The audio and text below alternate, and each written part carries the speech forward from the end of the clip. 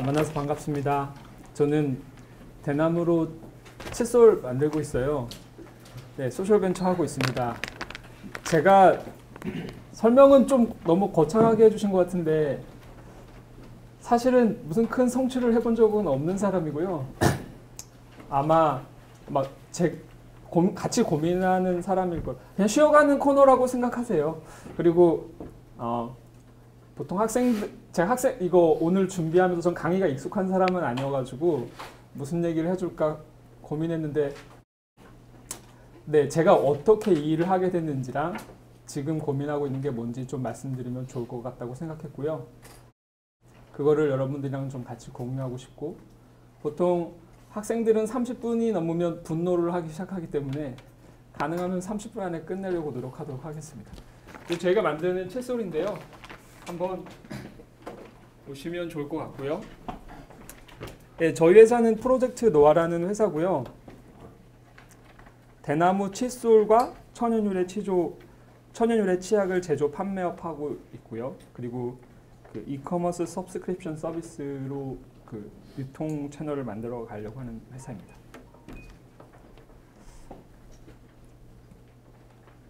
이걸 보면은 원래 이렇게 한 4가지 질문들이 나와야 될 것 같아요. 그러니까 소셜벤처인데 왜 주식회사지?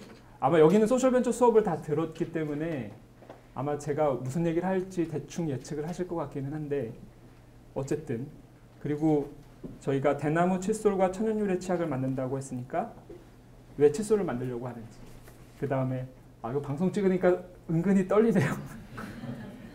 그 다음에 왜 치약은 천연유래로 만들려고 하는지, 그리고 이커머스 서브스크립션 서비스는 요것만 왜 영어로 써놨는지에 대해서 여러분이 당연히 질문을 가져야 됩니다. 소셜벤처는 기본적으로 그 세상의 문제를 기업의 방식으로 푸는 그런 곳이잖아요. 그렇죠? 가장 중요한 거는 문제의 정의인 것 같거든요. 그 문제를 자기 언어로 잘 정의할 수 있어야 된다고 생각합니다. 먼저 이제 저에 대해서 너무 모르실 것 같으니까 압축해서 제가 왜 첫 번째 질문인 왜 주식회사를 만들려고 하는지에 대해서 설명해 보려고 해요. 예, 그냥 개인적인 얘기라서 이게 도움이 될지는 사실 잘 모르겠는데, 공자님이 3명이 길을 걸으면 그 중에 1명이 스승이 있을 수 있다고 얘기했으니까, 어쨌든 저는 성공한 소셜벤처는 아니지만 소셜벤처 하는 사람은 확실히 맞거든요. 제가 왜 이런 선택을 하게 됐는지 지금 준비하는 여러분들한테 조금 도움이 됐으면 좋겠습니다. 원래 저한테 첫 번째 생긴 꿈은 정치 민주화의 투사? 원래 저 정치학과였어요. 저 문돌이, 예, 문과생이었고요. 여기도 문과생 많은가요? 네. 고등학교 때 여러분들이랑 좀 세대가 다르기 때문에 군인이었던 분이 이렇게 대통령이셨어요. 그래서 예, 좀 옛날이네요. 그 노태우라는 분이 대통령이셨는데 불만이 많았습니다. 그래서 민주화의 투사가 되고 싶었습니다. 그래서 그 대학은 정치학과를 갔는데요. 제가 바꿀 수 있는 게 아무것도 없다는 사실을 깨닫고, 네, 바로 자퇴하고 군대에 갔습니다. 군대에 갔다가 두 번째 꿈은 영화 감독이었어요. 그래서 뭐 구구절절하게 왜 그런 일을 하려고 했는지를 설명하지 않고요.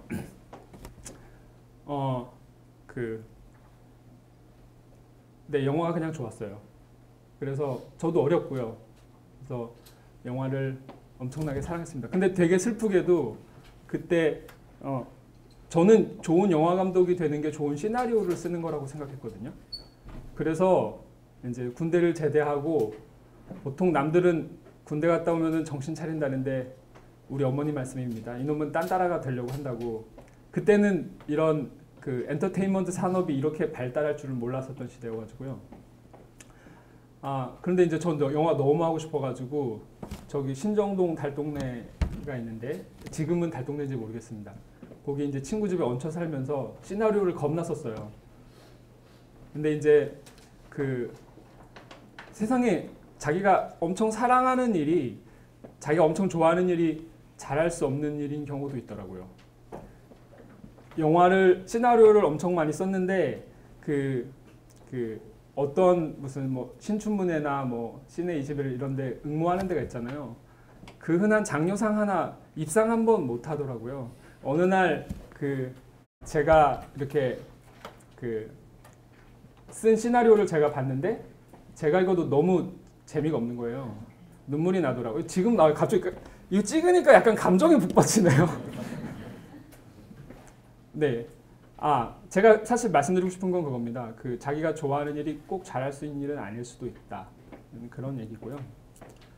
해도 안 돼가지고 그때는 지금보다 훨씬 더 겁이 없을 때여가지고 제가 여기 있는 분들도 다 마찬가지일 것 같은데 어렸을 때는 공부를 좀 곧잘 하는 편이었거든요. 그래서 내가 수능으로 영화과에 가야 되겠다고 생각하게 됩니다. 그래서 다시 수능을 준비했어요.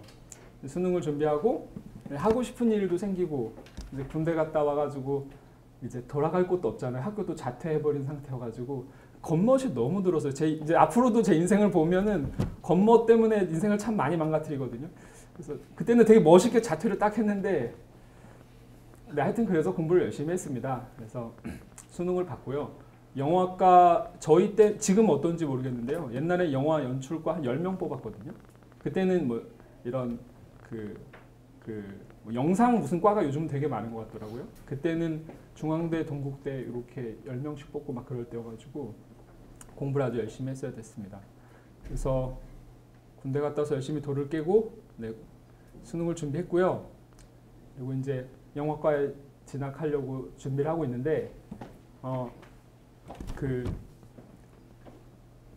나중에 알고 보니 부모님의 사주를 받은 영화하는 선배가 저한테 오셔가지고는 근우야 너 영화 하지 말고 한의대에 가는 게 어떻겠니? 라고 얘기하시더라고요. 그때 왜 그랬냐면 그때 이런 게 아직도 이제 있었는지 잘 모르겠는데 저희 때는 처음 있는 일이었는데 교차 지원이라는 게 생겼어요. 그래서 문과인데 이과에 지원할 수 있는 어떤 그런 기회가 주어졌는데요. 뭐 이제 당연히 그때 저는 영화 너무 사랑하는 마음이어서 아마 생각이 바뀔 것 같지는 않았는데 선배가 저를 설득하는 게 너무 시나리오가 잘 짜져 있어가지고 그 사람은 직업적으로 영화하는 사람이라서 저를 설득을 엄청 잘하더라고요. 그 내용이 뭐였냐면은 이제 뭐 일부러 막 눈이 펑펑 내리는 날 저를 새벽에 포장마차로 불러가지고 감수성 돋게 말이 없고 계속 조용히 있더니 소주를 한 잔 툭 따라줘요. 그래서 혼자 훅 마셔서 선배님이 마시니까 저도 따라 마시고 그렇게 좀 한참 있다가 갑자기 툭 너 영화 사랑하냐? 딱 이렇게 되게 진지하게 물어보는 거예요. 완전 뭐 이렇게 얘기했죠. 근데 그 선배 중에 선배가 많은 말을 했는데 그 중에 저를 되게 와닿았던 말이 있어요. 제 인생을 바꿔버린 말이. 그게 뭐냐면 위대한 영화 감독 중에 영화과 출신이 없다는 거예요. 그리고 이건 우리 나중에 소셜벤처 기본적으로 문제 푸는 사람들이잖아요. 그렇죠? 나중에 나오는데 우리 신현상 선생님 엄청 잘하실 것 같은데 아니 이거 그냥 넘어가겠습니다. 네, 제가 무슨 말 하려고 하는지 알죠? 네, 그래서 그 말 들으니까 되게 설득력 있더라고요. 그래서 근데 사실 저는 빈농의 자식으로 태어나서 어머니 아버님 둘 다 초등학교밖에 안 졸업하시고 시골이고 아버님 장인이세요. 그러니까 사실 이제 힘들 수밖에 없는 삼박자가 다 있잖아요. 그래서 이제 낭중지출하고 주머니 속의 송곳은 언젠가 뚫고 나오기 마련이니까 내가 일단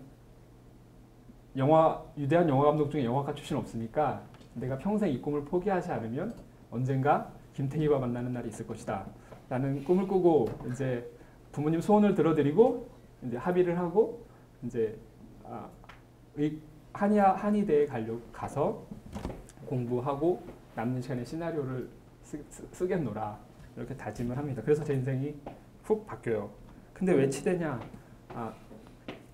그때 이제 그 전에가 허준이라는 드라마가 엄청 열풍이었어요.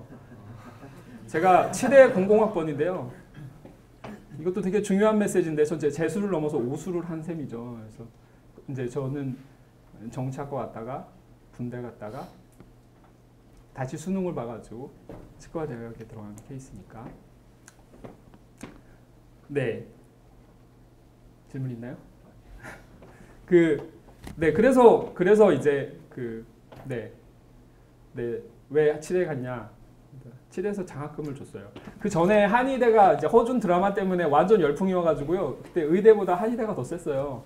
그래가지고 이제 저 수능 좀 잘 봤습니다. 그래서 한의대도 합격했는데 치과대학은 장학금을 주더라고요. 그래서 고민 없이.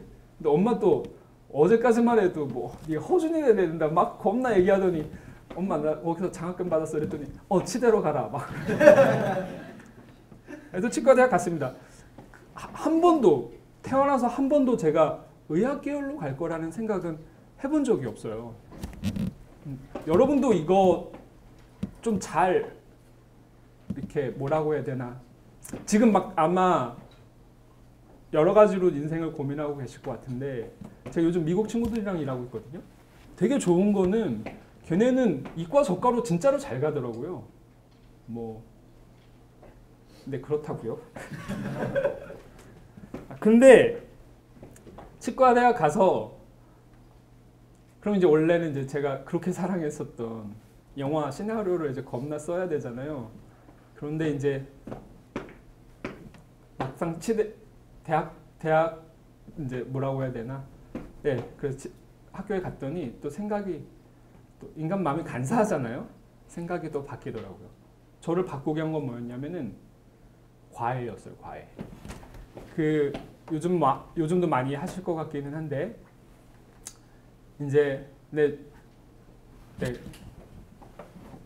저도 이제 그런 세계가 있다는 걸 모르고 과외를 시작했는데 제가 이제 그 전에 했었던 막 영화 감독 한답시고 이렇게 막 깝죽댈 때 그 혼자 이렇게 친구네 집에 얹혀 살 때 했었던 알바는 아마 요즘 청년들이 뭐 편의점에서 하는 거랑 거의 뭐 틀리진 않았을 것 같습니다.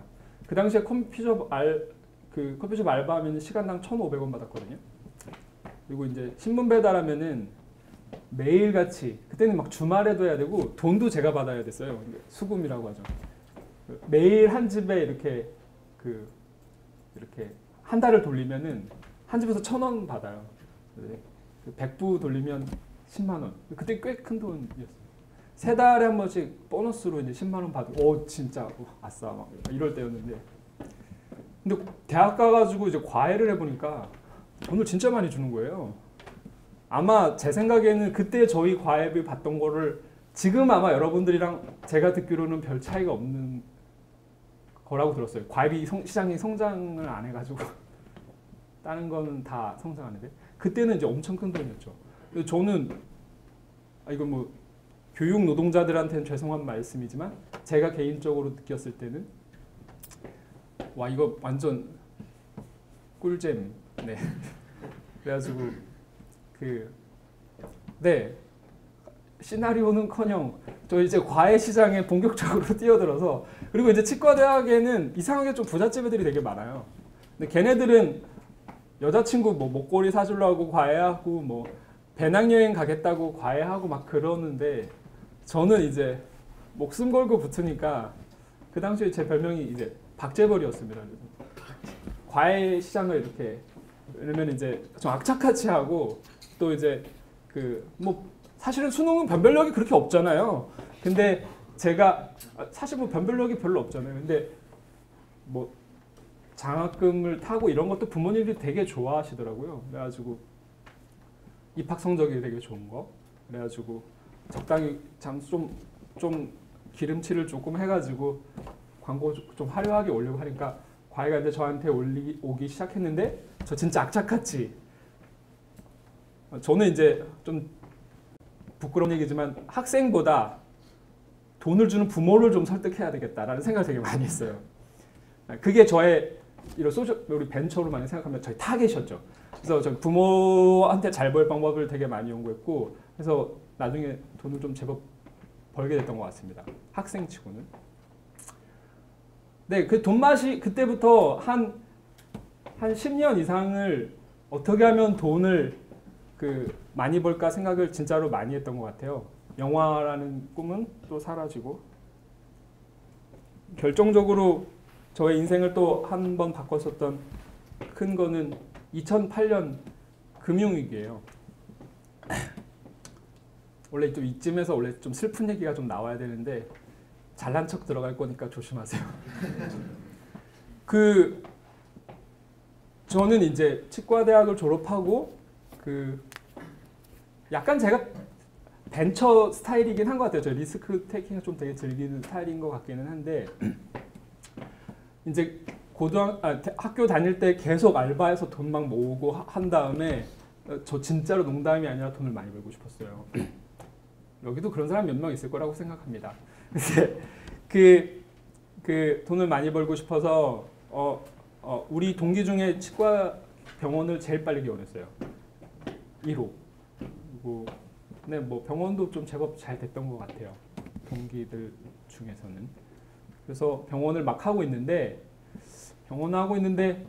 근데 이게 사람 치료하는 일로 돈 버는 건 좀 마음이 찝찝해요. 저는 그랬다고요. 그래서 이 방법 말고 그리고 돈을 많이 벌지도 못해 생각보다. 물론 지금의 이런 고용 현실을 생각하면 되게 하이 샐러리인 건 사실인 것 같습니다. 근데 이제 뭐라고 하냐면 이제 자꾸 더 높은 걸 보게 되잖아요, 그렇죠? 더 좋은 차, 그런 거 있잖아요. 그런 거 타고 싶고 뭐 더 좋은 곳에 살고 싶고 그런데 이제 거기서부터는 뭐 200만 원이 아니라 2천만 원, 2억 막 이렇게 되잖아요. 그렇죠? 그래서 돈을 더 많이 벌고 싶어서 방법을 막 찾아봤더니 선배들이 보통 뭘 하냐 봤더니 보통 부동산이랑 주식을 하시더라고요. 그래서 이제 저도 그 세계에 뛰어들어서 일확천금을 노려야 되겠다라고 생각을 하고 공부를 시작합니다. 공부를 좀 열심히 해봤더니 부동산은 저랑 안 맞아요.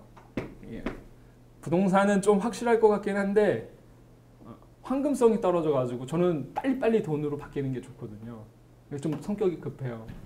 그래서 좀 빨리빨리 돈 되는 게 주식인 것 같아가지고 주식을 막 공부하기 시작했어요. 그리고 뭐 책도 열심히 읽고 지금 생각하면 되게 웃긴데 막 100만 원, 200만 원 내고 뭐 사는 이런 코스 있어요. 뭐 고수들이 등장해가지고 막 사람들이 박수치고 이렇게 하는 거 있어요. 관심 갖지 마세요. 인생에 별로 도움 안 돼요. 근데 뭐 그런 것도 쫓아다니고 막 이렇게 하는데 책을 막 읽다 보니까 이렇게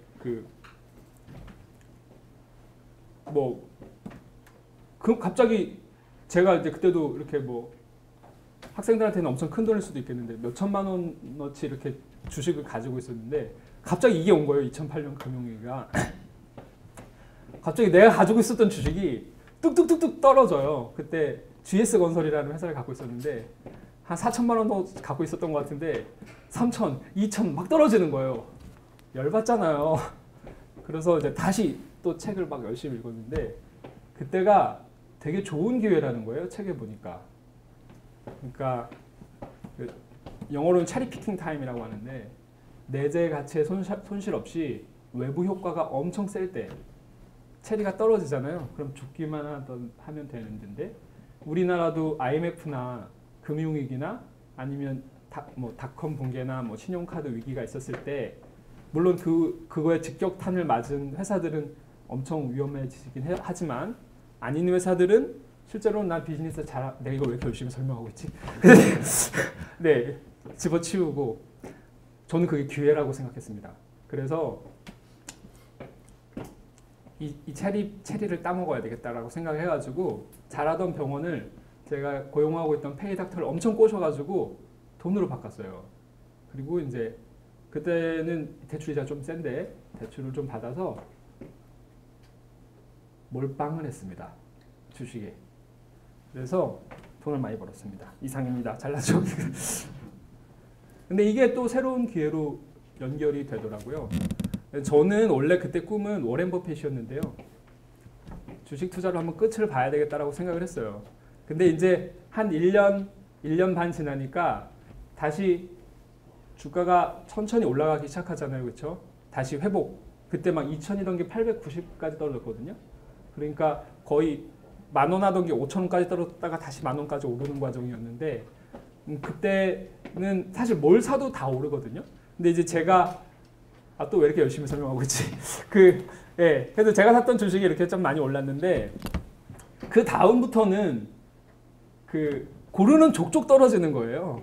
그래서 이제 저는 워렌 버핏이 아니라는 사실을 이제 깨닫고 이제 업종 전환을 뭘로 할까? 그래서 원래 병원 하던 사람이니까 병원을 다시 개원해야 되겠다 이렇게 생각을 하고 있었는데요. 갑자기 이제 제가 그때 학교에 다니고 있었는데 학위를 하고 있었어요. 근데 지도 교수님이 본인이 어디 가셔야 되는 봉사활동이 있는데 자기가 시간이 없어서 못 가니 네가 대신 가라 이러는 거예요. 그게 이제 첫 번째 갔던 곳이 스리랑카예요. 스리랑카인데 저한테 들었었던 생각은 그때 이제 저는 병원도 팔고 백수잖아요. 학교는 다니고 있지만은 시간은 좀 여유가 있고 그리고 병원 판 목돈이 있었잖아요. 그렇죠? 네. 주식해서 조금 불려가지고 여러분이 어떤 생각하시는지 모르겠는데 그렇게 어마어마한 그건 아닙니다. 네, 혹시나 해서 저한테는 큰 돈이었고요. 그래서 이제 저 그 얘기를 딱 들었을 때 그동안 막 유럽 배낭여행 이런 것만 가봤으니까 저희 시대에는 퀴즈 탐험 신비의 세계라고 있었어요. 이렇게 막 지금으로 보면은 정글의 법칙 같은 건데요. 그런 데서 이렇게 막 탐험하는 건데 그런 게 막 떠오르더라고요. 그래서 저런 오지에 나도 한번 가보고 싶다 해서 되게 순수한 욕망으로 그런 데 갔습니다. 계속 갔다가 돌아왔더니 주가가 조금 뛰어 있는 거예요. 제가 이제 샀는데 계속 떨어지고 있어가지고 그래서 좋은 일을 하니까 하나님이 복을 주시나 보다 해서 이제 여행도 좀 다니고 봉사활동도 좀 다닌다는 의미로 이제 그때 시간 여유가 좀 있어서 봉사활동을 조금씩 이제 다니기 시작했어요. 근데 이제 그 봉사활동 다니다 보니까 저도 모르게 이렇게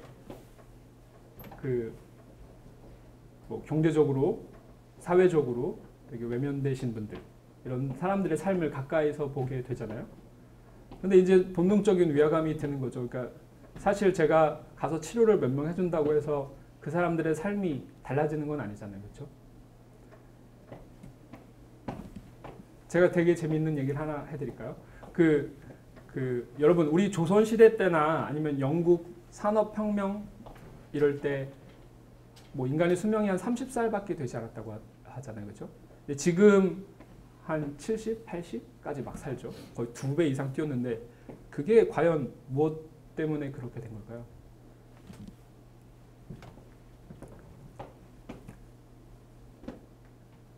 그냥 제가 대답할게요. 근데 많은 사람들이 그걸 의학의 발달이라고 생각하거든요. 근데 실제로는 전혀 의학의 발달이랑 관련이 없어요. 의학이 실제로 정복한 질병은 진짜 몇 개 안 돼요. 우리가 아주 흔하게 경험하는 여러분들이 들어보는 대부분의 질환들 있잖아요. 그런 것들은 하나도 극복한 게 없습니다. 감기 같은 거. 아직 원인이 약도 없어요. 우리가 먹는 약은 대증요법이라고 하거든요. 의학적으로는. 그러니까 바이러스가 원인인데 바이러스를 잡는 약이 아니라 열이 나니까 식혀주고 콧물 나오니까 콧물 좀 덜 나오게 해주고 목 아프니까 안 아프게 해주는 거예요. 그럼 시간 지나면 저절로 면역력이 회복되면서 바이러스랑 싸워서 이겨나가는 과정을 얻게 되죠. 실제로 인간의 수명을 극단적으로 증대시킨 거는 영양 공급이랑 상하수도의 분리 같은 거예요. 깨끗한 물.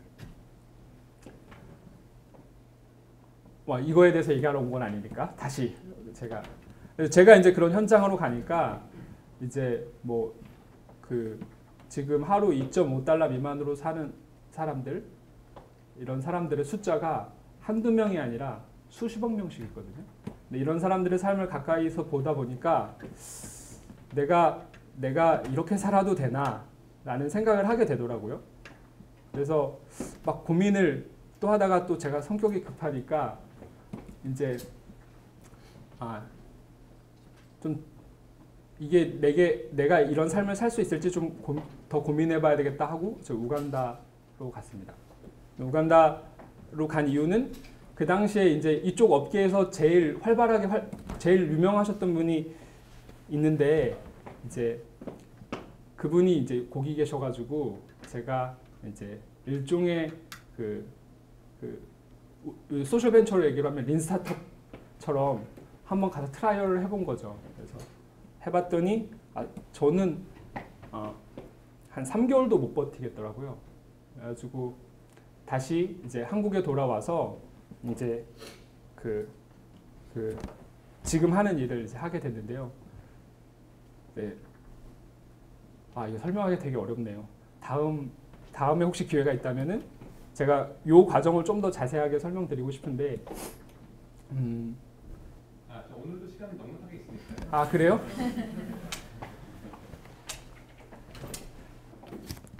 아니 제가 이제 원래 하고 싶었었던 얘기는 그거예요. 저 진짜로 좀 진솔하게 좀 그냥 제가 고민했었던 것들 좀 얘기하고 싶고 뭐 그런 건데, 제가 소셜 벤처라는 걸 하고 있잖아요. 자꾸 사람들이 제가 무슨 특히 뭐 저는 종교적인 게 조금 있거든요. 그러다 보니까 자꾸 선교사처럼 생각하시는 분들이 되게 많아요. 근데 제가 사실 말씀드리고 싶은 건 좀 그거거든요. 일단 저는 그렇게 숭고한 의지로 이 일을 시작한 것은 아니다. 그러니까 저는 사람이 무엇을 목격하느냐에 따라서 그 사람 인생이 되게 달라질 수 있다고 생각하거든요. 그러니까 제가 처음에 군인이 대통령이 된 시절에 살았을 때 꿈이 있잖아요. 저는 그런 거에 항상 영향받더라고요. 그리고 제가 되게 아까 보여드렸던 저를 심쿵하게 만든 영화가 있거든요. 시네마 천국이라든가 이런. 그 영화에 제가 영향 받았고요. 그 다음에 뭐 지금 같은 이제 제가 지금 하고 있는 일은 정확한 표현은 인클루시브 비즈니스라고 보통 표현하는데, 그런 인클루시브 비즈니스를 하게 됐었던 가장 큰 이유는 제가 예전에 뭔가 이제 이거를 내가 문제를 책에서 발견하고 막 가서 한 게 아니라 병원판 목돈이 있었고 뭐 그래야만 하는 건 아니에요. 그러니까 그렇지만 저한테는 그랬다고요. 그러니까 무슨 제가 그리고 거기 가서 목격한 것에 따라 되게 이제 다른 삶을 살게 되더라. 저는 그래서 그 말 하고 싶었어요. 그냥 뭐냐면은 저는 지금 제가 이 일을 하기로 결정한 게 아까 제가 설명을 좀 잘 못한 것 같아서 35살에나 알게 됐거든요.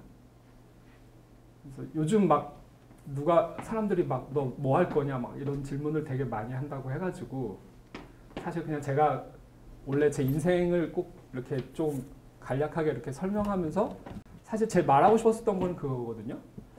근데 별로 늦은 게 없더라 제가 보니까. 왜냐하면 제가 예전에 선택했었던 것들 전혀 다른 인생을 살고 있잖아요. 그런데도 잘 살고 있더라. 그런 거 꼭 얘기하고 싶었어요. 네.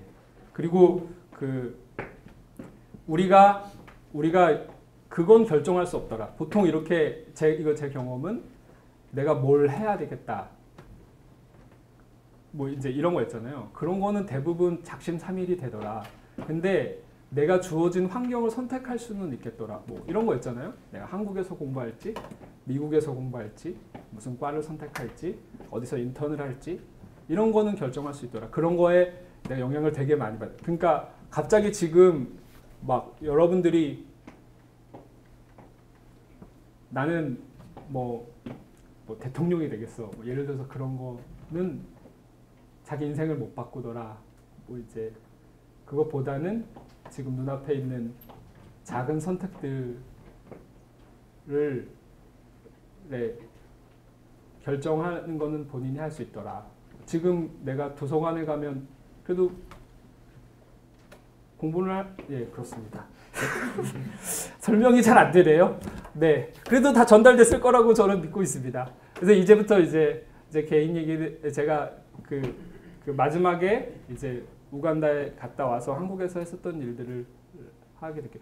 여기서부터는 이제 지금 제가 다 하고 있는 일들입니다. 잘 살아보기로 결심을 하고요. 한국에 돌아왔습니다. 제가 그때 느꼈었던 거는 지속 가능한 개발이에요. 왜냐하면 되게 제가 뭐 우간다나 동남아시아나 힌두 문화권에 있는 되게 여러 곳을 좀 돌아다녔는데요. 한 6, 7년간. 근데 거기 돌아다니면서 되게 수많은 좋은 분들을 만났어요.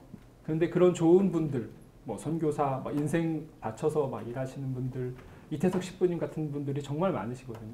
근데 그런 분들 중에 어떤 경우는 그 선한 의도와 달리 지역과의 관계를 무너뜨리고 이렇게 오히려 이렇게 돈을 낭비하는 그런 일들이 되게 많이 있더라고요. 그래서 저는 그걸로는 좀 어렵겠다. 어떤 개인의 선이나 이런 것보다는 비즈니스로 이 문제를 풀어야 되겠다라고 생각을 하고 한국에 돌아옵니다. 한국에서 어디에 사무실을 정할까 이렇게 고민을 하다가 이제 그래도 아무래도 서울에서 하게 되면 서울 중앙에서 하는 게 좋겠다 싶어가지고 지도를 펼쳐서 이렇게 탁 찍었더니 시청이랑 용산 근처가 나오더라고요. 그래서 시청이랑 용산 근처를 좀 헤매고 다녔습니다. 헤매고 다녔는데 우연히 시청에 누구를 만나러 왔다가 시청 옆에 가면은 북창동이라고 있어요. 혹시 아세요? 들어봤나요? 요즘 젊은이들은 못 들어봤을 수도 있는데 저희 세대에는 되게 유명한 동네입니다. 여기가 우리나라에서 그 북창동식 룸살롱이라고 우리나라의 그 룸살롱 문화의 그 시작인 곳입니다. 근데 사실 저는 가본 적은 없습니다. 근데 저도 다 알고 있는 곳이었어요. 근데 그게 저는 시청 바로 옆에 있는 줄은 몰랐어요. 그런데 그날 제가 막 길을 이렇게 어디서 우리 이 베이스 캠프를 만들까 하고 막 돌아다니다가 근데 어떤 분이 오셔가지고 저보고 놀고 가라는 거예요. 그래서 봤더니 거기가 북창동이더라고요. 지금 저희 그 사무실 바로 옆인데. 그래서 저는 그때 무슨 생각이 들었냐면 저는 늘 그런 생각 해왔거든요. 그러니까 저는 뭐 신념적으로는 제가 인권운동 한다고 생각하는데 제가 뭐 개발협력 일을 한다는 거는 근본적으로는 인권운동이라고 생각해요. 근데 이제 우리 아프리카에 가면은 인권이 진짜 상당히 심각한 형태로 여러 가지 폭력으로 일어나거든요. 그래서 제가 있었던 우간다는 막 심지어 국가 캠페인이 네 아내를 때리지 마라 막 이런 거였어요. 그래서 그러니까 그런 곳이죠. 그러니까 그거 저는 이제 자본주의가 여러 가지 문제를 갖고 있는데 그 중에 가장 심각한 문제가 인간이 매매의 대상이 되는 곳이라고 생각해 왔거든요. 근데 바로 여기가 서울 한복판에 야 여기 우간다네 막 이런 생각이 들더라고요. 여기서도 똑같이 인간이 어떤 교환 가치의 하나로 이렇게 되고 있구나. 우리가 가장 소중히 지켜야 될 사랑이 이렇게 이런 생각이 들더라고요. 그래서 이걸 좀 바꿔야 되겠다고 생각했어요. 그래서 이 공간을 좀 뭔가 밸류블한 그런 곳으로 좀 바꿔봐야 되겠다. 왜냐하면 그때 목돈이 좀 있었으니까 병원판 목돈이 사이버머니 형태로 그대로 남아 있었거든요. 그래가지고 이걸 좀 바꿔봐야 되겠다고 생각을 하기 시작했습니다. 그래서 제일 처음에 한 거는 이제 그 스페이스 노아라는 곳이에요. 그러니까 스페이스 노아는 코워킹 스페이스예요. 혹시 코워킹 스페이스 다 들어보셨죠? 네, 제가 우리나라에서 이거 코워킹 서비스 비즈니스로 처음 시작한 사람입니다. 네, 그래서 저희가 시작하고 저희보다 멋있는 것들이 엄청 많이 등장했죠. 저희 생각은 되게 간단했어요. 이제 저는 사실은 처음에 저희 회사가 이름이 프로젝트 노아잖아요. 저희 원래 투자 회사로 시작했어요. 프로젝트 노아인데 뭐냐면은 노아라고 성경 속의 인물이잖아요. 그 사람을 우리가 미래를 준비하는 미친 사람이라고 정의했어요. 이제 제가 볼 때 인류가 갖고 있는 최고의 문제는 뭐냐? 가장 악독한 문제는 뭐냐? 저는 빈곤이라고 생각하거든요. 빈곤이라고 생각해요. 그럼 우리나라도 있고 다른 나라도 있고 근데 이제 좀 더 심각한 형태의 빈곤 문제. 이 문제를 풀려면 되게 똑똑한 친구들이 엄청 많이 들어와야 되는데 보니까 한국에 다 삼성으로 가고 다 공무원 시험 준비하고 그러니까 이런 친구들을 좀 끌어모을 수 있는 공간이 필요하겠다. 이런 소셜 벤처 하는 사람들이 좀 더 일을 잘할 수 있게 내가 뭔가 중간 역할을 해야 되겠다라는 생각을 하고 사실 코워킹 스페이스를 차린 거예요. 왜냐하면 그때 이제 창업자들이 맨 처음에 뭐 일을 시작하려고 하면은 제일 먼저 겪는 문제가 이제 뭔가 모이는 공간이 필요한데 보증금이랑 임대료가 비싸잖아요, 우리나라는. 그래서 이제 그 보증금이랑 임대료를 여러 명이 나눠서 내면 값을 혁신적으로 낮출 수 있으니까 그래서 코워킹 스페이스를 만들었습니다. 뭐 결과적으로는 지금은 망했고요. 망한 건 아니고 지금도 잘 살아 있는데요.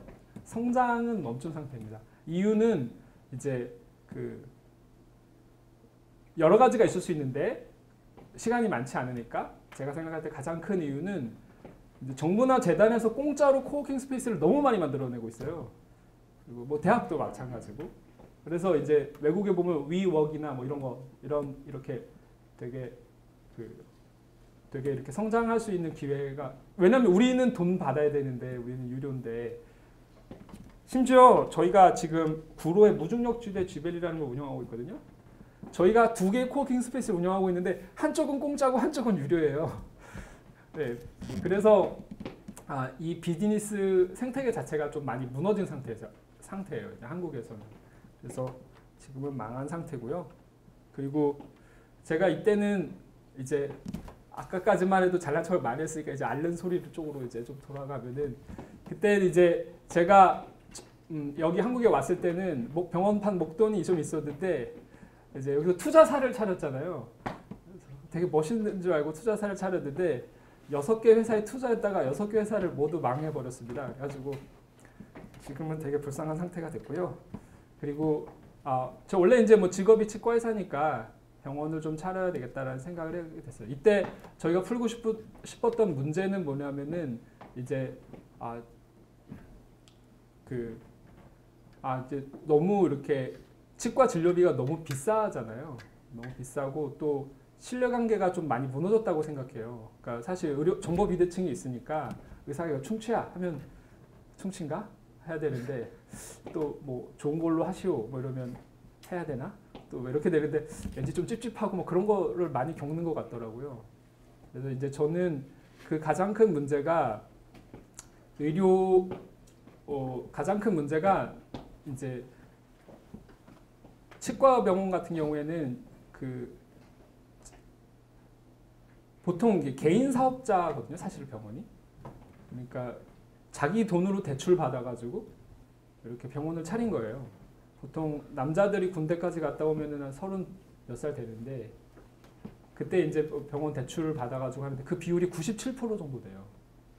그러니까 사실 막 학자금 대출 쌓여 있고 그다음에 뭐 개원자금 한 3, 4억 받고 리스비도 대출 받고 그 나이 때 되면은 뭐 장가도 가고 그러면 전세자금 대출도 받고 뭐 그러지 않습니까?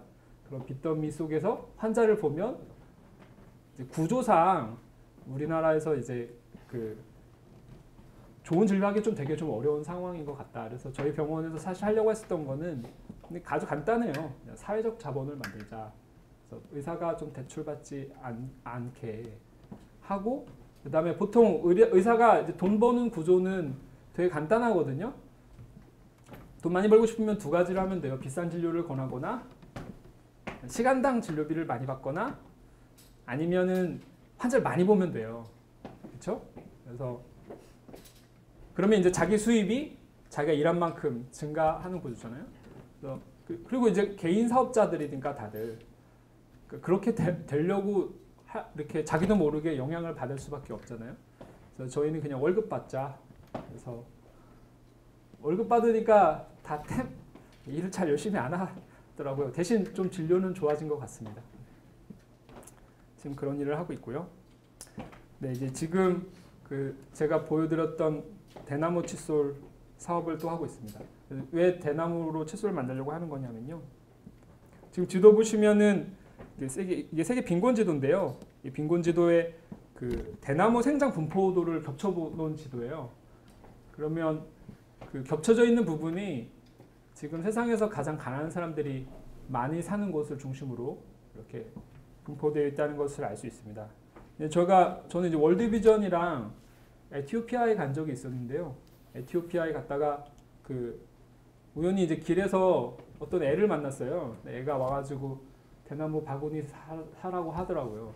얼마니 물어봤더니 $1 뭐 그래가지고 달러를 줬어요. 근데 $1 치고는 꽤 괜찮은 거예요, 기념품으로.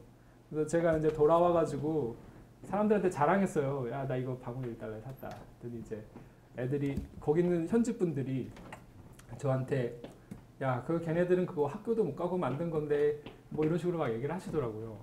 그러니까 이제 갑자기 막 여러 가지 생각이 들기 시작하더라고요. 그 보통 바구니 하나 만드는데 한 4-5시간 걸린다고 해요. 근데 이제 그 바구니 만드는데 한 4-5시간 걸리고 보통 걔네들도 뭐 부모가 세상에 어떤 부모가 너 학교 가지 말고 바구니 만들어서 돈을 벌자 이러는 사람이 어디 있어요. 되게 좋아하시네. 그래서 이제 걔도 이제 뭐 어쩔 수 없으니까 나온 거겠죠. 그러면 그게 이제 전형적인 빈곤의 악순환이잖아요, 그렇죠? 학교의 이게 유일한 탈출구인데 사실 교육이라는 게 미래를 향한. 근데 이제 그게 가능하지 않으니까. 근데 이제 봤더니 그 대나무라는 것들이 대나무로 할 수 있는 것들이 사실 세상에 별로 많지는 않은 것 같더라고요. 옛날에는 대나무로 막 뭐 에티오피아나 뭐 동남아시아권 가면 대나무로 별걸 다 해요. 근데 이제 그 산업 전체가 다 무너지고 있거든요. 왜냐면 저렇게 막 손으로 짜던 거를 이제는 막 그 플라스틱으로 대량 생산하니까. 그래서 가격 경쟁력도 안 되고 뭐 디자인 마케팅도 안 되고 자본의 축적 경험이 없으니까 다음으로 이렇게 좀 진행할 수 없는 그런 것들이 되게 많은데 제가 학교에서 전공이 예방치의학이라는 걸 했거든요. 예방치의학이 이제 내 칫솔 만들고 그러는 거예요. 네. 그래서 저걸로 나도 대나무 칫솔 만들어 보면 어떨까라고 생각하게 돼서 만들게 됐습니다. 근데 알고 봤더니 대나무라는 자원이 되게 놀라운 자원인 거예요. 그러니까 이게 세상에서 가장 빨리 자라는 식물 자원이고요. 그리고 막 빨리 자라면 하루에 1m도 넘게 자란대요. 그래서 얘네들 말에 의하면 한밤중에 대나무 숲속에 들어가면은 자라는 소리가 들린대요. 네, 그 정도로 빨리 자라고 보통 한 2-3년이면은 한 24m까지 자라는데 이제 이건 4-50일이면 24m까지 자란다는 거는 그냥 자라나는 거고 성숙되는 것까지 한 2-3년 걸리고요. 그리고 보통 근데 나무는 한 50년 걸리니까 그러니까 이게 사실은 얘네가 너무 빨리 번식 속도가 너무 빨리 자라는데 사실은 이제 시골에서는 쓸 게 없는 거예요, 저거 가지고. 그래서 시골에서 저거 다 꽃게임으로 패서 막 죽여요. 왜냐면 농토로 들어오면은 농작물을 얘네가 죽이고 막 들어오니까. 그리고 이제 그 생장 과정 중에 그런 것도 필요가 없대요. 뭐지? 케미컬 퍼틸라이저. 비료. 저 영어 되게 못하는데요. 저 영어 되게 못하는데 요즘 뭐 미국에 꼭 가야 될 일이 있어가지고 뭘 준비하면서 한국말이 생각이 안 나네요. 그래서 영어를 잘 못합니다. 근데 어쨌든 비료나 화학 비료나 뭐 이제 이런 걸 쓸 필요가 없어가지고 우리 환경에도 되게 좋고요. 그 다음에 탄소도 보통 나무보다 2배 이상 정도 흡수한대요. 그래서 아주 좋은 자원이라는 걸 알게 됐어요. 그런데 문제는 이 자원 가지고 할 수 있는 게 별로 없는 건 거죠. 그래서 저희가 지금 공장 지으려고 하는 아까 이제 교수님이 저희 베트남에 공장 지었다고 했는데 신도림에 공장이 있어요. 신도림에. 베트남에는 올 12월에 공장을 지으려고 지금 준비하고 있고요. 베트남에 저희가 지금 공장 지으려고 하는 곳에 마운틴 사이드 쪽으로 가면은 월 평균 가족 수입이 17.9달러, 2만 몇백 원밖에 안 돼요. 이거 보면 거의 자급자족 수준이라고 할 수 있죠. 그럼 이렇게 되면 어떤 일이 발생되냐면은 보통 이제 살 수가 없으니까 부모나 아이가 도시로 나가서 일을 찾으러 떠나요. 그 2차적으로 가족의 붕괴가 있는 거예요. 애들이 이제 도시에 나가가지고 한 중학생 정도 되면은 도시에 나가서 일하는데 걔네들이 뭘 하겠어요? 그렇죠? 그리고 이제 부모들도 마찬가지예요. 부모들 거기 상간으로 갔더니 막 애들이 머리 노랗게 하고 막 오토바이 타고 오빠 달려 그걸 거기서도 하고 있더라고요. 산에서. 왜냐하면은 이제 거기 부모들이 이제 살 수가 없으니까 뭐 삼성 공장, 지금 삼성이 베트남 GDP 한 20% 차지해요. 삼성 공장 막 이런 데 가가지고 막 일을 한단 말이에요. 그러면 그 아이들이 교육이 어떻게 되겠습니까? 보통 할머니 손에 맡겨지거나 아니면 이웃들이 이렇게 몇 명이 공동 육아를 해요. 그러면 이제 애들이 거기 한류 열풍 쩔거든요. 걔네도 TV 다 보고. 그러니까 이제 막 격정의 사춘기를 보내고 있더라고요. 그리고 이혼율이 엄청 높대요. 왜냐면 부부가 볼 수 있는 날이 1년에 한 번 있을까 말까니까 막 외주로 나가서 일하게 되면. 네, 그런 문제들이 되게 심각하게 있습니다. 그래서 저희는 이제 그 지역의 자원을 이용해서 지역의 사람들에게 일자리를 주는 방식으로 이제 대나무 칫솔을 만들려고 하고 있고요. 이게 저희만 이렇게 생각하는 게 아니라 지역 정부에서도 저희랑 똑같이 생각해요. 지역 정부에서도 이제 가진 건 대나무. 이 탱화라는 지역이 베트남 최대 대나무 산지거든요. 대나무는 엄청 많은데 얘네도 어떻게 써야 될지를 모르겠는 거예요. 지역 사회 문제는 있고. 그래서 제가 지지난주에 베트남에 있었어요. 그래서 베트남 그 탱호와의 랑찬이라는 지역 정부한테서 땅을 1만 평에서 3만 평을 공짜로 받기로 했어요. 박수 한번 터져야 되는 거 아니에요? 아니, 사실은 뭐 자랑하려고 하는 게 아니라요. 제가 뭔가 되게 잘해서 그런 게 아니라 서로 생각하는 문제가 공통적인 거예요. 풀고 싶은 문제가 공통적인 거예요. 그러니까 저희가 풀고 싶은 문제 있잖아요. 이 지역의 빈곤 문제, 대나무 생산지 빈곤 문제를 지역 정부에서도 똑같이 이해하고 있는 거예요.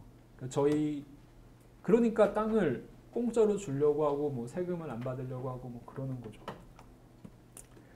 그래서 이제 저희는 그 아까 보여드렸던 칫솔을 2.5달러 수준에 만들어 가지고 하는 게 되게 중요하다고 생각했고요. 그다음에 이제 보통 우리가 뭐 윤리적 상품이라고 하는 것들을 이렇게 보면은 뭐 한국에도 윤리적 상품이라고 하는 것들 되게 많잖아요. 근데 그런 것들이 대부분 이제 너무 비싸거나 기능이 좀 떨어지는 게 가격 대비 이런 게 되게 많잖아요. 그래서 어떤 의지를 가지고 내가 이걸 사줘야 한다 막 이런 생각을 하면 되게 이제 그 소규모의 사회혁신밖에 일어나지 않는 것 같다고 생각했어요. 그래서 저희 회사는 뭐 지난 1년 동안 사실 제일 고민하면서 준비했던 거는 근데 품질 좋고 이쁘고 싼 칫솔을 만들자. 그래서 저희가 설정한 가격은 미국에서는 2.5달러 정도면 그렇게 비싼 칫솔은 아니거든요. 그래서 근데 그걸 가능하게 하려고 봤더니 대나무 칫솔은 저희가 처음 만든 건 아니거든요. 근데 이제 중국 친구들이 이미 만들고 있었는데 그게 보통 한 5달러에서 12달러 정도 수준에 팔리고 있어요. 현재 한국에서도 살 수 있어요. 근데 이제 뭐 품질도 좀 좋지 않고 가격도 좀 너무 비싸고 그런 것 같아서 저희가 왜 이렇게 비쌀까 이유를 계속 찾아봤더니 대나무 칫솔 만드는 기계가 세상에 없더라고요. 지금은 플라스틱 칫솔 식모기에다가 대나무에 딴 데서 구멍을 뚫어가지고 이렇게 만드는 건데 저희가 지난 1년 동안 세계 최초로 왜냐면 아무도 안 만들었기 때문에 그 세계 최초로 대나무 칫솔 전용 자동 식모기를 개발한 상태고요. 예. 저희가 이제 궁극적으로 해결하고 싶은 이제 하고 싶은 거는 이제 빈곤층 거주지에 공장 짓고 그다음에 지역 자원 대나무의 황금 작물 가치 높이고 그리고 비숙련 노동자 특히 여성 일자리를 제공하는 거. 근데 혹시 개발 협력 해외 비즈니스도 생각하시고 있는 분들은 남자들한테는 돈이 가봐야 그 한국이랑 똑같답니다. 그러니까 뭐 다 어디나 좀 비슷한데요. 술 먹고 뭐 여자 꽁무니 쫓아다니고 그런답니다. 이거 제가 한 말 아니고요. 뭐 국제적인 논문에 이런 거 되게 많이 나와요. 한 10배 차이 난다고. 되게 재밌는 사례 하나 얘기 드리면 방글라데시에 한국 봉제 공장들이 엄청 많이 들어가 있어요. 그래서 이제 봉제 공장의 핵심은 그 스웨트샵이라고 하잖아요. 보통 막 이렇게 그 옛날 전태일 열사 일하던 것처럼 막 가둬놓고 막 엄청 일 많이 시키고 그래서 막 국제사회에서 이거에 대해서 막 지탄을 되게 많이 했어요. 그렇게 하지 마라. 여성 노동자 인권 개선해라. 보통 봉제 공장에 여성들이 많이.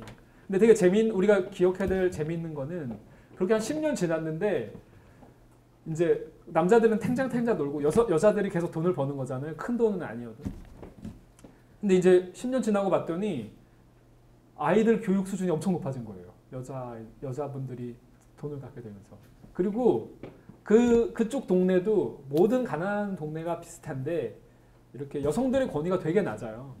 근데 여성들이 돈을 갖게 되면서 여성들의 권위가 엄청 양성평등까지 이렇게 평등까지는 아니지만 되게 높은 수준으로 올랐다고 해요. 그래서 저희도 여성 일자리를 제공하려고 생각하고 있고요. 그리고 이제 한 10년이 지나면 한 5년, 10년 정도 지나면 보통 아까 친구들이 이런 대나무 바구니 만들고 있었던 이유에 저희가 제일 그게 이제 그 벽을 못 넘는 이유가 이 사람들도 열심히 일하는 사람 되게 열심히 일하고 똑똑한 사람들도 되게 많거든요. 저희가 생각할 때는 자본의 축적 경험을 해본 적이 별로 없다. 우리는 은행이 기능을 하잖아요. 그렇죠? 좋은 아이디어가 있으면 은행에서 대출을 받을 수도 있고 투자자한테 투자도 받을 수 있는데 이분들은 이런 자본의 축적 경험이 없는 것 같다. 그래서 저희가 이거를 공정의 소유와 운영 그리고 기술까지 이렇게 지역에 돌려주고 나중에 저희는 마케팅이랑 유통만 좀 하는 회사로 가야 되겠다라고 생각을 하고 있습니다.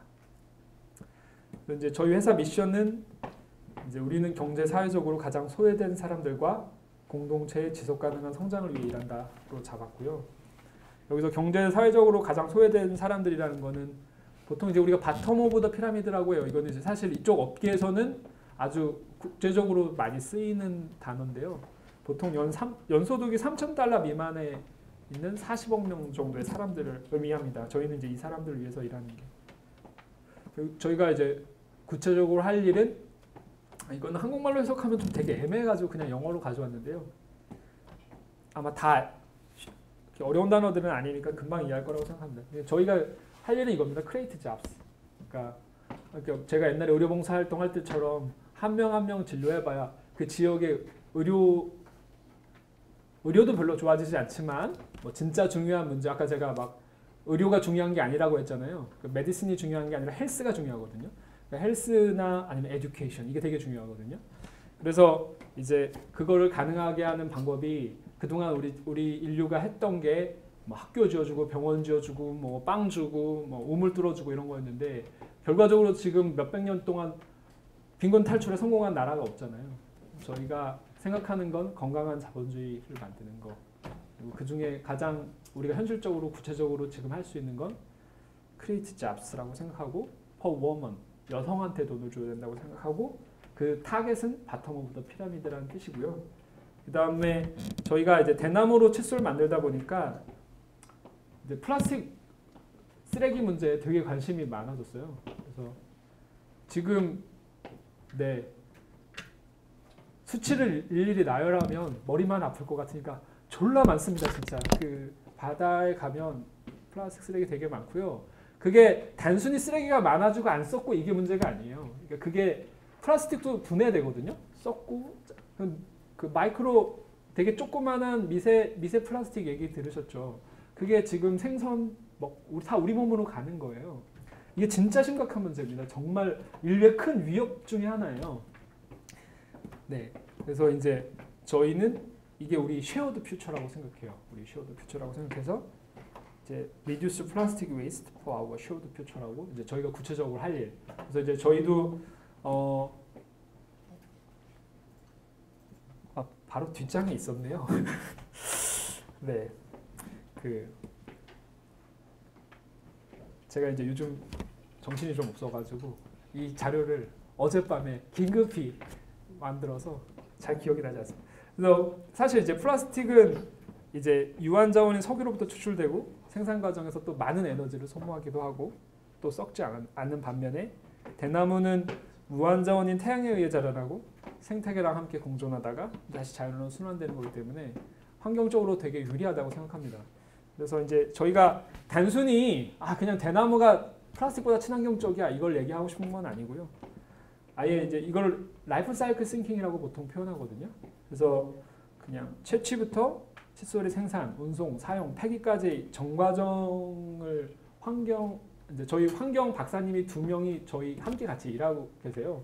풀타임은 아니시지만은 그러니까 저희가 칫솔 생산하는 것부터 폐기할 과정까지를 다 이렇게 정량적으로 분석해가지고 지금 다 오픈하는 거를 목표로 이렇게 하고 있고요. 그리고 이제 아까 했었던 질문 중에 하나인데 치약은 왜 만들려고 하느냐?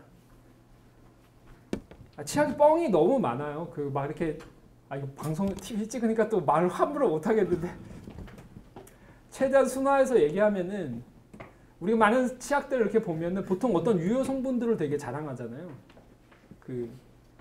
난 소금이 들었어. 뭐 나는 프로폴리스가 들었어. 나는 자일리톨이 들었어. 이런 것들은 제가 이 분야에서는 좀 권위자입니다. 웃길 수도 있는데 왜 권위자냐면은 신영상 교수님처럼 진짜 공부를 많이 해서 권위자는 아니고요. 아무도 제가 하는 분야를 하지를 않아요. 그래서 보통 치과의사에서 이제 공부 잘하고 똑똑하고 이런 친구들은 다 교정과, 외과 이런 데를 가요. 근데 이제 제가 하는 학문은 예방치약은 저는 예방이 제일 멋있다고 생각했거든요. 네, 아프기 전에 막는 거잖아요. 그래가지고 그게 되게 멋있다고 생각하는데 제가 예방치약 하겠다고 하니까 교수님이 저한테 오시는 거예요. 원래는 보통 이제 치과대학은 아직 좀 본건적이어가지고 내가 교정과 가고 싶어 이러면 교수님한테 인사를 가야 되거든요. 그래서 교수님 저 이거 하고 싶습니다. 그래 그럼 한번 생각해 볼게. 이러면 이게 칸디데이트 딱 받아가지고 이제 뽑는 건데 저 예방치약 교실은 제가 교수님한테 아직 말씀도 안 드리고 나 이거 하고 싶다 라고 친구들한테 말했는데 어떻게 교수님 귀에 들어갔더니 교수님이 저를 만나러 오신 거예요. 꼭 들어와 달라고. 왜 그러냐면 저희 교실에는 전국에서 1년에 1명 들어올까 말까예요. 그래서 졸제 이 분야에 좀 나름대로 전공자가 됐는데 그러니까 권위자. 멋있게 권위자라고 합시다. 권위자가 됐는데 이거 진짜 뻥이 너무 많은 거예요. 사실 소금 아무 효과 없거든요. 소금이 세균이랑 직접적으로 있으면 있을 수도 있어요. 근데 그냥 믿어주십시오. 없습니다. 그래서 그리고 자일리톨 같은 것도 마찬가지예요. 그러니까 자일리톨은 실제로 아주 간단하게 설명할게요. 시간이 30분 만에 끝낸다고 했는데 엄청 시간이 많이 지났네요. 진짜 빨리 끝내겠습니다. 자일리톨은 원래 설탕이 원래 6탄당인데 5탄당짜리 설탕 같은 건데요. 감미제 같은 거예요. 근데 그게 세균이 소화할 수가 없어요. 그래서 자일리톨 자체는 세균에 저항할 수 있습니다.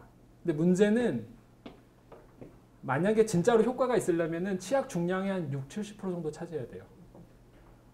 그러면 그게 무슨 뜻이냐면은 만약에 여러분들이 자일리톨 60-70%짜리 치약을 쓴다면 효과는 있을지도 모르는데 엄청 달아요. 막 설탕이야, 설탕. 그리고 만약에 자기가 당뇨 같은 거 있으면 되게 위험할 수도 있어요. 갑자기 고농도의 설탕 같은 게 들어가면 그리고 그런 당뇨 아니고 건강한 사람도 당뇨가 걸리는 이유들은 그런 당의 밸런스가 막 너무 플럭추에이션이 심할 때 생기는 거거든요. 그래서 실제로 그런 치약이 없어요. 60-70% 드는 치약이 다 1-2% 이렇게 톡톡톡 치고서 자일리톨에 막 효과가 있는 것처럼 얘기하는 거거든요. 그래서 제 광고를 너무 오래 하고 있네요. 결론은 우리 치약 사라는 건데요. 왜 천연유래 치약을 만들려고 하냐면 좀 이렇게 과장 광고가 너무 많은 것 같아요. 그래서 그냥 다 뺐어요. 필요 없는 거. 그래서 합성 계면활성제도 뺐고 그다음에 합성 색소도 우리가 치약이 하얗다고 생각하잖아요. 그거 다 합성 색소 들어간 거거든요. 이거 이제 하여튼 다 빼고 가능하면 모든 인공화합물들은 항상 위험을 초래할 수 있거든요. 그래서 그거 다 천연물질로 바꿨습니다. 그래서 4월 중순에 다음 카카오에서 크라우드 펀딩을 할 예정입니다. 이상입니다. 네, 하여튼 좋은 치약이고요. 이제 마음이 급해져서 제 시간을 아까 30분 되면 누가 좀 가르쳐 줬으면 빨리 끝낼 수 있었는데 그리고 이제 왜 이커머스 서브스크립션 서비스냐? 저는 빈곤과 환경의 문제가 우리가 공유해야 되는 미래라고 생각해요. 그래서 우리가 이 공유하는 미래에 책임을 질 수 있어야 된다고 생각하고요. 그리고 이제 세상이 좀 바뀌기 시작했어요. 여기 소셜 벤처에 관심이 실제로 하실지는 모르겠지만 소셜 벤처에 기본적으로 관심이 있으신 분들이라고 하는데요. 뭐 필립 코틀러의 마켓 3.0 이런 책도 한번 꼭 나중에 읽어보시고. 근데 하여튼 그 사람 말에 의하면 세상이 많이 바뀐대요. 그리고 그게 이제 진짜 현실로 막 나타나기 시작했어요. 미국에서는 뭐 이런 파타고니아 같은 회사 아주 사업 그러니까 되게 진짜 빡세게 좋은 일을 많이 하면서도 의미 있는 일을 하면서도 되게 잘 먹고 잘 살 수 있고 여유롭게 이 회사는 심지어 앞이 그 해변가예요. 서핑할 수 있게 이 창업자가 쓴 책 제목이 내 직원이 서핑하러 가고 싶으면 서핑하러 가게 해줘라. 뭐 이렇게 하고도 잘 먹고 잘 살아요. 그 다음에 세븐스 제너레이션 이런 회사는 1세대 그러니까 뭐 세제 막 이런 거 만드는 회사인데 다음 세대 막 이런 것만 고민하는 게 아니라 7세대 이후까지 막 고민하는 이제 진짜 열심히 그 환경 문제 고민하는 이런 회사인데요. 이런 회사를 아주 전통적인 아마 유니레버가 1조에 그러니까 10억 달러에 사갔을 거예요. 그러니까 이제 전통적인 대기업이 뭐 조금 최근에 문제가 되긴 했지만 어니스트 컴퍼니라는 회사 있거든요. 어니스트 컴퍼니. 그 회사도 되게 큰 대기업들이 이렇게 사가기 시작했어요. 시장이 이제 이런 그 뭐냐면 소셜 벤처, 사회적 문제에 관심을 갖는 거, 에시컬 컨슈머리즘 이런 거에 관심을 갖는 시대가 됐어요. 그래서 이런 소셜 벤처에도 잘 먹고 잘 살 수 있다. 저는 그 얘기를 꼭 하고 싶고요. 왜 이커머스 서브스크립션 서비스냐 하면은 이제 저희는 뭐 채널 보시면 아시겠지만 상당히 예쁩니다. 특히 저희가 타겟인 20, 30대 여성들은 뭐 엄청 좋아합니다. 그리고 이제 기능도 괜찮고 가격 경쟁력도 있고 아니 그렇다면은 저희는 이제 이야기가 있잖아요. 환경과 빈곤의 문제를 어떻게 풀어가는지 이 이야기를 잘 엮어서 신뢰를 만들 수 있으면 이제 서브스크립션은 잡지 구독하는 것처럼 칫솔은 한 2달 쓰면은 계속 교체해야 되는 거잖아요. 그래서 그걸 교체해서 전 세계 팔아먹겠다 뭐 이런 생각을 하고 있는 거고요. 그거를 이제 실제 사례로 좀 얘기하고 싶은 거는 커피예요. 커피. 그러니까 이 뒤에 보면은 한 아이가 있는데요. 아이가 맞습니다. 근데 그 예전에 그 아동노동 문제 있잖아요. 아동노동 문제. 아동노동 문제 제일 심각했던 데가 담배랑 커피예요. 담배랑 커피인데 커피에서 아동노동이 왜 심각한지에 대해서 제가 더 이상 설명할 필요 없을 것 같고 그 아동노동이 되게 심각해서 되게 수많은 막 인권운동 하시는 분들이 막 뭐 공정무역 단체들이 우리나라에도 되게 그런 공정무역 단체들이 많이 있죠. 되게 열심히 활동하셔가지고 이 커피 시장에서 아동노동 문제들이 조금씩 뭐 개선이 되긴 했는데 근데 진짜로 결정적으로 개선된 건 언제인지 아세요? 네슬레가 아동노동 커피를 안 사기 시작하면서부터입니다.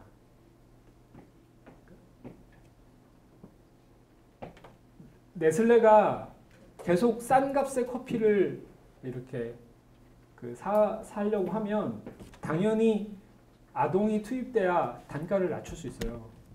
그래서 네. 근데 이제 네슬레 같은 거대한 회사가 어떤 이제는 아동노동 커피 안 사고 더 윤리적으로 판매하는 게 시장에서 더 먹히기 시작한 필립 코틀러가 말한 게 맞아요. 세상이 그렇게 벽에 가고 있어요. 아직 한국은 아니에요. 한국에서 비즈니스 하려고 하면 좀 더 고민을 해야 되겠지만은 네 그렇게 세상이 좀 바뀌어가고 있어요. 그래서 저희도 이제 이렇게 만약에 그 대나무 칫솔 사업을 한다면은 한국에서만 하는 것보다 외국에 나가서 이제 저희 목표는 저희가 세계에서 제일 큰 칫솔 회사가 된다기보다 세상에 많은 플라스틱 칫솔 회사들이 대나무 칫솔을 만들게 하는 게 더 원래 우리가 처음에 풀려고 했을 때 문제를 잘 풀 수 있을 거라고 생각합니다. 네 이게 마지막 슬라이드입니다. 이제 죄송합니다. 처음에 했던 말 뻥을 쳐가지고 이거는 신현상 교수님이 소셜벤처 이거 수업을 한다면 마지막 시험에 이걸 암송하는 거를 꼭 시험 문제로 내주셨으면 좋겠다. 그리고 영어 공부에도 도움이 되고 지금 제가 생각할 때는 이것보다 지금 저희가 할 수 있는 일을 잘 표현한 일은 없다고 생각해요. 빈곤을 극복한다는 것은 자선 사업이라고 저는 생각하지 않아요. 넬슨 만델라님이 얘기하신 대로 하겠습니다. 자선 사업은 아니고요.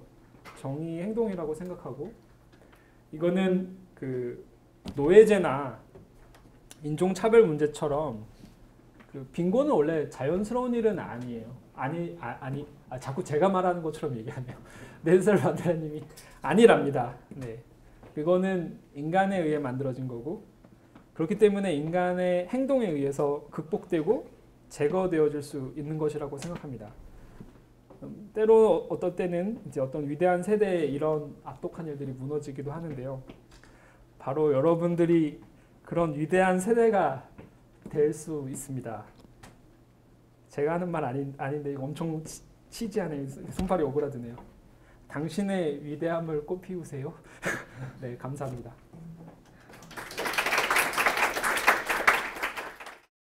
최근에 그 해피빈이랑 크라우드 펀딩을 했습니다. 그래서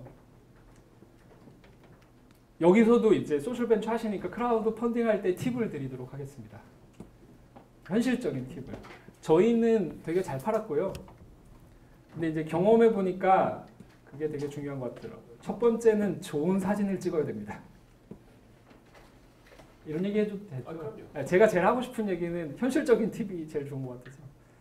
좋은 사진을 찍어야 돼요. 그래서 그러니까 보니까 저희가 처음에 이렇게 결국은 누군가 노출이 돼야 되잖아요. 노출이 돼야 되는데 저희가 노출할 수 있는 거는 사실은 지인 범위 내밖에 없는 것 같아요. 당연히 저희 팀원들이 다 열심히 돌렸고요. 그래서 처음에 딱 나갔을 때 사주는 사람들은 다 우리 지인들이죠. 그것도 되게 관리를 잘해야 됩니다. 그 전에 이렇게 가다가 언제 갑자기 확 튀냐면 네이버가 메인에 깔아줄 때입니다. 그래서 두 번째로 잘해야 되는 거는 그 네이버의 그 해피빈 담당자한테 잘 보여야 됩니다. 메인에 한 번 노출되느냐 두 번 노출되느냐가 정말 중요합니다. 그 다음에 사람들이 우리 글은 다 같이 거기 있는 모든 사람의 글은 다 같이 있어요. 다 의미 있는 일들을 하고 싶어하는 분들이에요. 근데 다 읽을 수 없잖아요. 여러분들은 읽고 있습니까? 아무도 안 읽잖아요. 그러면 그 사람들의 게이트는 뭡니까? 사진이에요, 사진. 그래서 그 사진을 되게 잘 찍어야 됩니다. 이상입니다. 그리고 뭐 저희 같은 경우에는 이게 또 팁인데 저희 같은 경우에는 팔리긴 되게 잘 팔렸거든요. 저희가 네이버 리워드 사상 가장 빠른 속도로 팔렸대요. 그 기울기가. 몇 개월 동안, 얼마 동안 했죠? 기간? 일주일. 원래는 40일인데요. 저희는 일주일 만에 종료되죠. 네. 4천만 원 하셨나요? 4,400만 원. 네. 근데 그 칫솔 4,400만 원 파는 게 쉬운 건 아닙니다. 근데 그 이제 액수 자체가 근데 사실은 저희 같은 경우에 이메일을 엄청 많이 받았어요. 사고 싶다는 이메일을 엄청 많이 받았는데 이제 문제는 저희가 그걸 만들 능력이 없는 거예요. 보통 스타트업이니까 다 돈이 없잖아요. 그래서 저희가 재고를 쌓아놓고 그 기간까지 만들어내야 되는데 그러면 저희 같은 경우에는 제조업체니까 여기가 제조업체가 아닐 수도 있고 근데 OEM 서비스가 아닌 다음에는 OEM 아니면 자기가 직접 생산해야 되잖아요. OEM도 주문을 해야 되잖아요. 그렇죠? 미리 그게 뭐 칫솔이 여기 1000개 주세요. 그러면 프린트 누르면 1000개 칙칙칙칙 나오는 단계는 아니니까 사람을 넣어야 되고 부자재도 거기 여러 개 들어가거든요. 솔도 있어야지 그 안에 앵커라는 것도 있어야지 목봉도 있어야지 이런 거를 다 수입을 맞춰야 돼요. 그게 로지스틱스죠. 그게 되게 어려워요. 그리고 이제 스타트업은 되게 자본이 취약하기 때문에 이제 그거를 미리 갖다 놓을 수가 없잖아요. 미리 사놓고 쌓아놓을 수가 없잖아요. 심지어 쌓아놓을 데도 없어요. 공간이 저희 아까 저 신도림에 공장 있다고 했잖아요. 20평이에요, 20평. 그래가지고 20평에 한 5명 있고요. 그러면 사람만 하여튼 기계 있고 막 그러면 뭐 엄청 막 이렇게 하면서 일하고 있기 때문에 그래서 저희는 그거는 좀 실패했어요. 그러니까 수요를 예측하는 거. 근데 그거는 사실 좀 예측하기 되게 어렵죠. 되게 예측하기 어려운데 그래도 뭐 본인의 사업을 제가 조금 더 믿었다면 조금 더 많이 준비해 놨다면 이런 어떤 기회가 몇 번 오는 건 아니잖아요, 사실. 그러니까 뭐 네이버 메인이라는 우리나라의 넘버원 SNS 채널인데 거기에 이렇게 노출되는 기회가 많지는 않으니까 그러니까 그런 거를 좀 되게 잘했어야 되는데 좀 실패했다. 그 다음에 자기가 파는 타겟에 따라서 그 어떤 크라우드 펀딩 사이트를 이용할 거냐도 좀 되게 고민 많이 해야 돼요.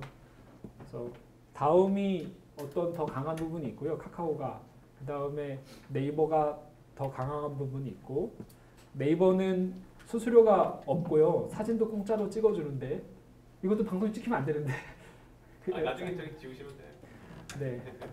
카카오는 15%를 받고요. 사진도 안 찍어주고요. 그 다음에 보통 하실 비즈니스들이 아마 청년 세대의 공감을 얻어야 되는 일들이 많은데 청년들은 보통 네이버를 주로 이용한다고 들었어요. 그러니까 그런 저희 30, 40대 쪽은 이 타겟이면은 카카오가 더 낫거든요. 뉴스 그쪽으로 많이 유입되기 때문에 그런 조사를 좀 많이 하시면 더 좋겠습니다.